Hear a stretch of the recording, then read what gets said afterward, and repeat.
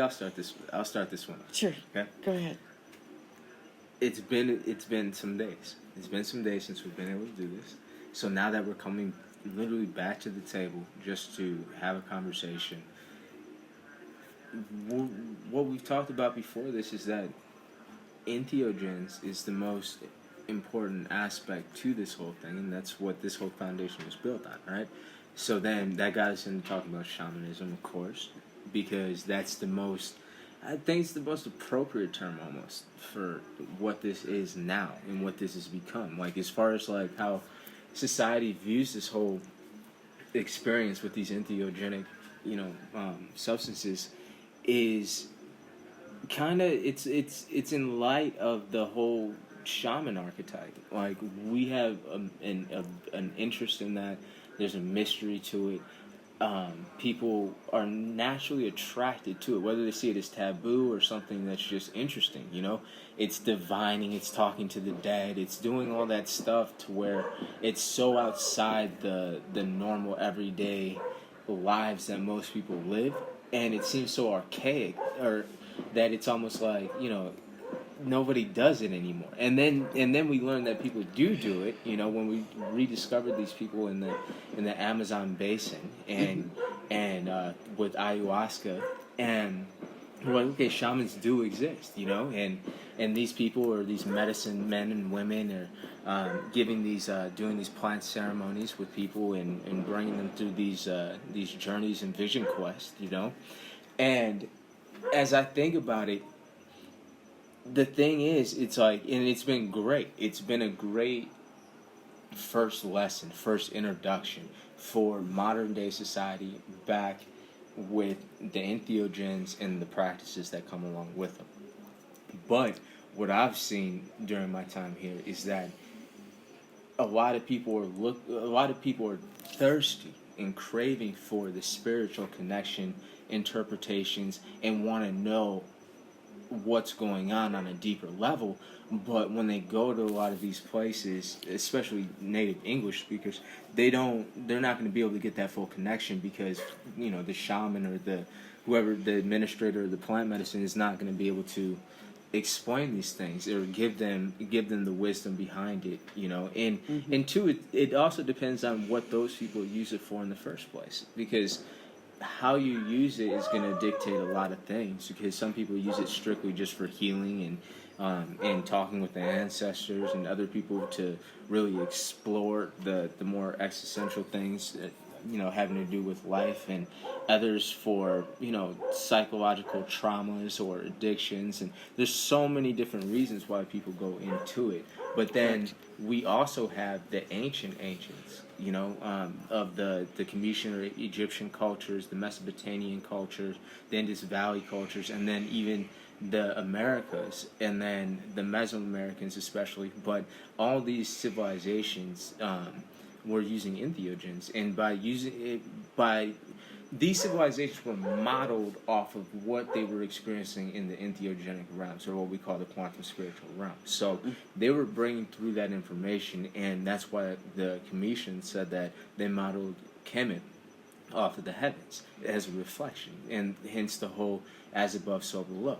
So it's like these concepts and ideas were brought out from this realm that these people were connected with. So when we think in those terms, then we know that there was a wisdom tradition that went with it, because they have the Book of Coming Forth by Day, or the Book of the Dead, both the Tibetan one and the Cometian one. And then there's other traditions too, which have to do with the afterlife and passing from here to there. So their whole civilizations were focused on understanding these things and pursuing these things, so that they could gain some greater meaning, or what I say is bridge the two worlds with language. And this language is a language not that was developed with human thought, but a language that was that was received while in those states, and hence the glyphs, and hence the way that these people wrote, is because a picture does carry 1,000 words. It does say speak 1,000 words rather than, one word at a time. So by bringing a system of language through like that, then yeah, it's like it was a great system for them to bridge that language, or to create that language bridge between those two worlds, so that they could traverse those and had a path through it. So everything that they were extracting through it, it's like you can almost see through the development of civilizations how these people were just penetrating further and further into that realm, bringing more and more information through. And as they did, you see how their civilizations reflected it outwardly.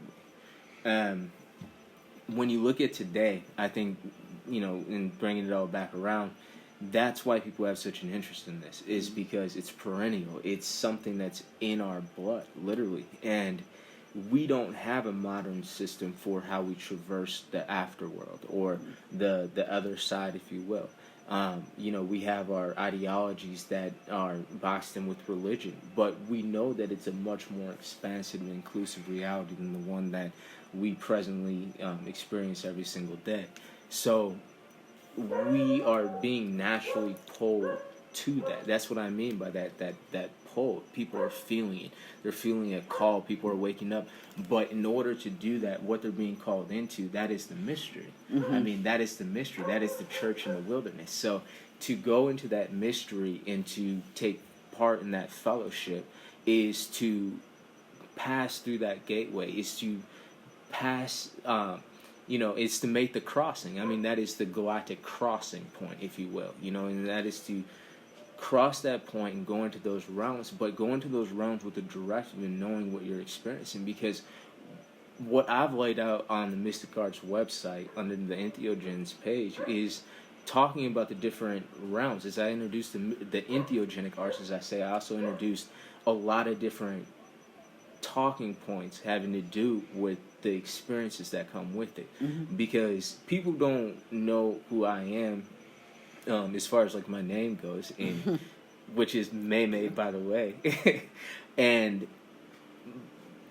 my life has been this, as I've stated in some of the other talks that we've done, and I've done thousands of these journeys with people and with souls, and in doing this and going into these realms and have mapped this realm.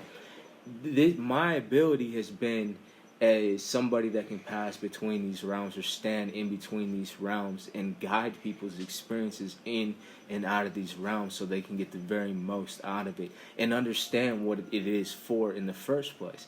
And what it's for is to extract information. And now the extraction of information can now translate into healing or whatever people want, but it is always an extraction of information. So it's about knowing how to process the information and how to increase your perceptual state of awareness to be able to take in more information, because we pass through familiar realms as we go into the other side, as we say. And that's why people have a lot of common shared experiences, like geometrical patterns, tunnels of light, tunnels in geometric shapes, the heavenly light realms, the hellish dark realms, the gestures, the clowns, the circuses, the aliens, the labs, the temples, the worlds, the sacred cities, anything you can imagine. I mean, people are having these shared experiences because these are real places.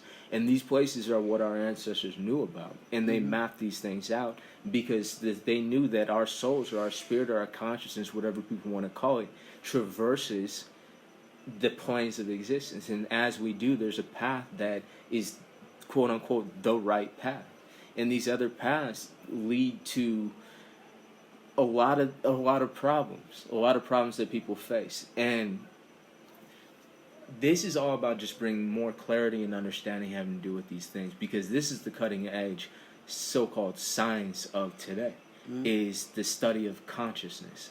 And it's consciousness in relation to the entheogenic practices to traverse the multiverse, if you will, or increase perceptual awareness to take in more dimensions of awareness. However we want to put this thing, that is the whole that is where we are. That's the final frontier, is the mind. I mean, to really go into the hyperspace of the mind, or the quantum spiritual realm, and be able to explore that and be able to extract information from there, bring it out here, and translate that into something creatively expressed, that is where we're at, and we have the opportunity to do that. But to do that, it takes us coming together and using our time, our resources, our attention, our creativity, our fellowship to pursue it, and pursue it by working with each other. So we've talked about this off tape, but my mission here is to work with everybody else here in this community that has partaken in these experiences, and even those that haven't directly but are interested in it, because we're just talking about one form right now. We're talking about exogenous, entheogenic, mostly plant substances, ingesting these things in order to have these experiences, rather than the dream visions with an overproduction of endogenous DMT to stimulate this, to activate the gate, or these other meditative practices, fasting, dieting, dark rooms, all this other stuff that you can do to induce these states. We're talking about one in particular right now, which is through the plants, because the plants are very direct, and it's something that delivers every time. So it invites the skeptic, the cynic, it invites anybody that has the courage to partake in one of these ceremonies. And through the mystic arts, and what we're doing here is providing the space and the wisdom tradition that goes along with it, because we're not going in there just for our own personal introspection, just to satisfy self. We're going in there in service to others, to extract information out that's going to help and aid us bridge this gap between this world and that world, so that we can live a more productive future. That's our whole mission here. That's our whole goal here. And we're getting on here on this platform and talking because I use the role shaman not loosely. I use that because it's something that's being culturally recognized, and it's something that is my life. It is my practice. It is my specialty. It is my mission. It's everything that I am, and having the experience in that and in guiding people through thousands of these experiences, then I can speak from a place of experience to where, and confidence, because I know every single life that those experiences have touched, and how those experiences touch lives even when people don't know that they're being touched by it. So to bring people into the fold of the knowledge that goes along with it, that's been passed on orally, and that's what I've spent my time doing, is going all over the world getting these oral traditions, and then in these different languages that haven't been written down, and from the elders that are passing on, and to take these stories and then to seamlessly tie them into an integrated global civilization that used to exist, and all practice the so-called arts.